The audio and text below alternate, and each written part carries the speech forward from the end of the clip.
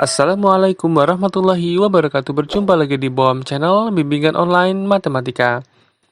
Pada kesempatan kali ini kita akan bahas tentang asesmen kompetensi minimum dengan materi peluang tentang roda dan COVID-19 dengan mudah dan gampang dipahami bersama dengan BOM Channel.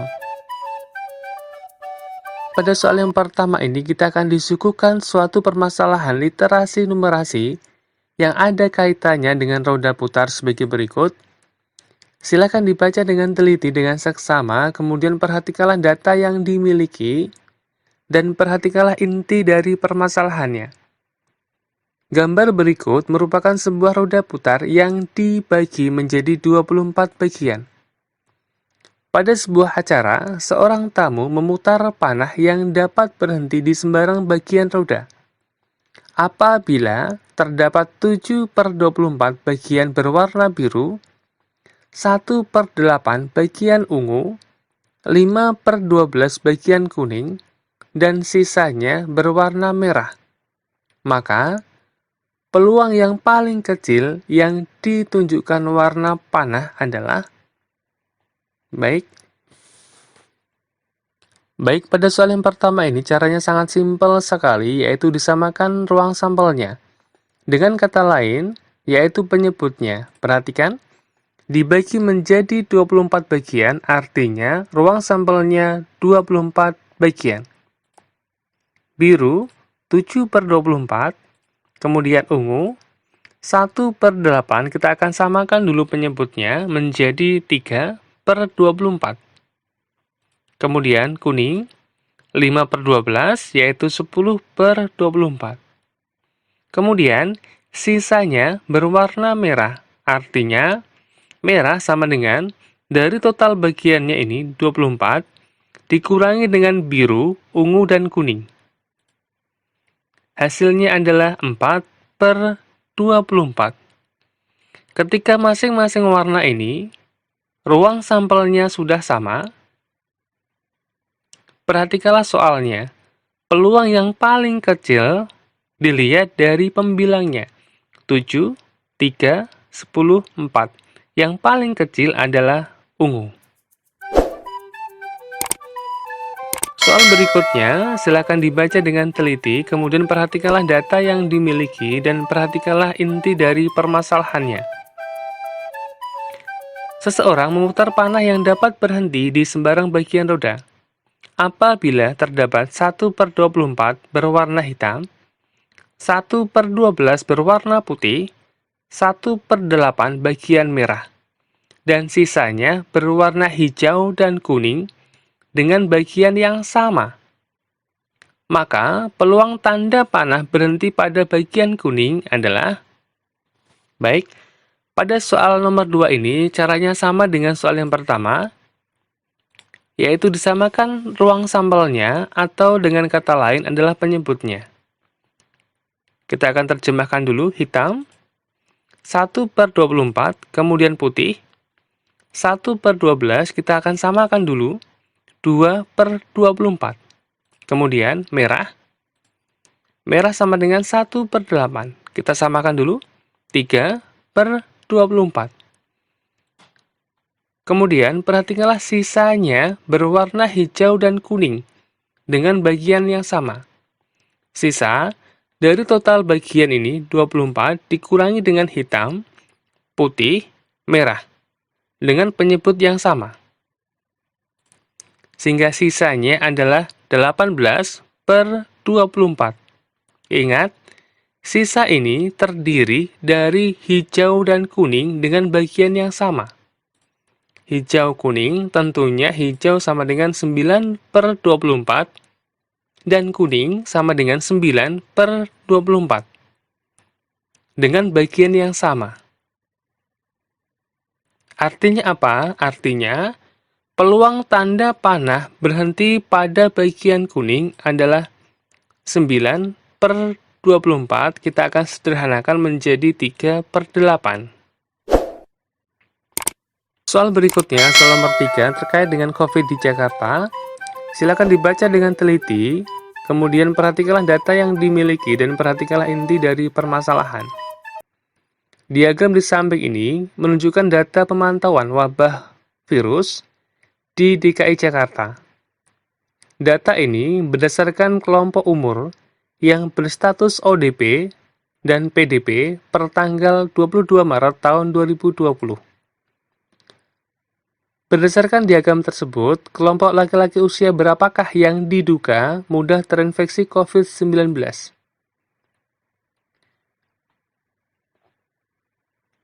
Baik, pada diagram di samping, perhatikan, ada kelompok umur sebelah kiri, kemudian umur dan gender, jenis kelamin, perempuan, laki-laki, di mana total laki-laki adalah 888, kemudian total perempuan 915.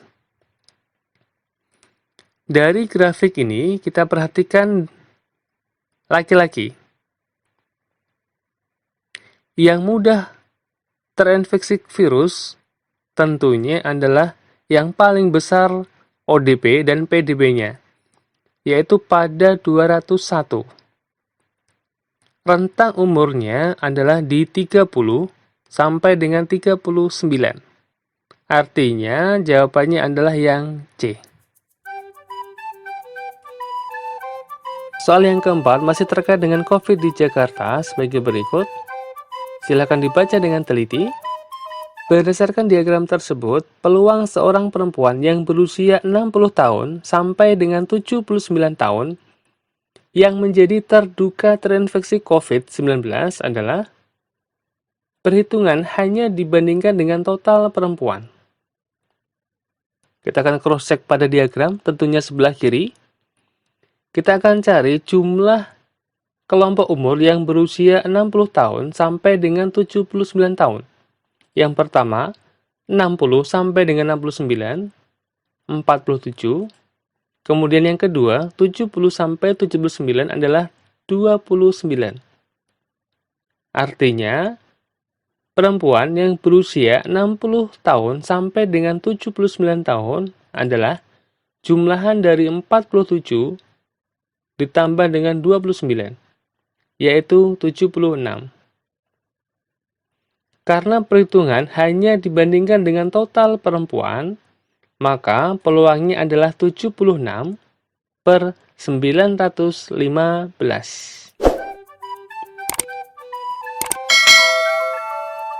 Baik, untuk soal yang kelima masih terkait dengan COVID di Jakarta sebagai berikut.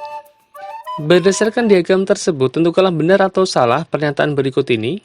Ada 1, 2, 3, 4 pernyataan, kita akan cross-check satu per satu. Untuk pernyataan yang pertama, peluang perempuan usia 30 sampai dengan 39 tahun menjadi terduga terinfeksi COVID-19 kurang dari peluang perempuan usia 20 sampai dengan 29 tahun. Perhatikan diagram sebelah kiri atas ini. Kita akan cross-check bagian perempuan yang kelompok usia 30 sampai dengan 39 tahun dan 20 sampai dengan 29 tahun. Dari pernyataan 1, 230 kurang dari 248. Artinya, pernyataan 1 bernilai benar. Yang kedua, peluang perempuan usia 40 sampai dengan 49 tahun menjadi terduga terinfeksi lebih dari peluang perempuan usia 50 sampai dengan 59. Kita akan cross-check kembali.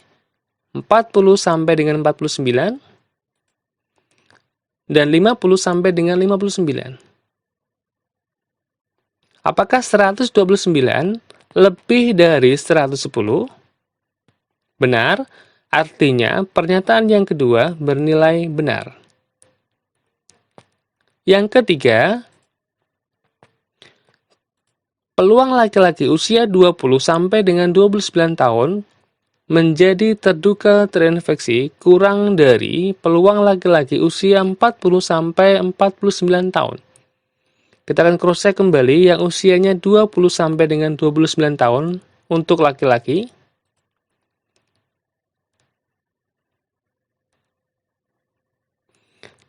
(176) kurang dari 128.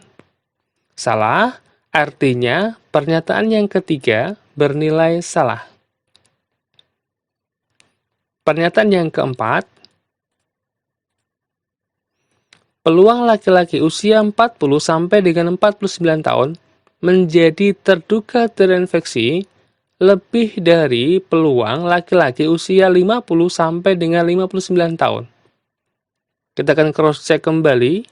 Laki-laki yang usianya 40 sampai dengan 49 dan 50 sampai dengan 59.